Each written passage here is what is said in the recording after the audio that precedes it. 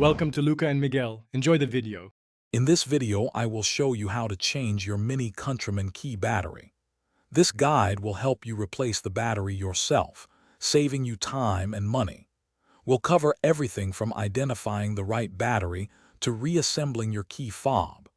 It's a straightforward process that takes just a few minutes to complete, ensuring your key works perfectly again. First, let's prepare.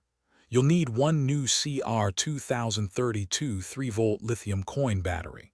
You might also want a small flathead screwdriver or a plastic pry tool to help open the fob. Begin by locating the small silver button on the side of your key fob. Press this button firmly and then pull out the integrated metal key blade. Now, with the metal key removed, use its tip or your pry tool to gently separate the two halves of the key fob casing. Look for a small slot or seam where you can insert the tool and twist slightly. Once the casing is open, you will see the round, coin-shaped battery. Carefully push or pry out the old CR 2032 battery from its compartment.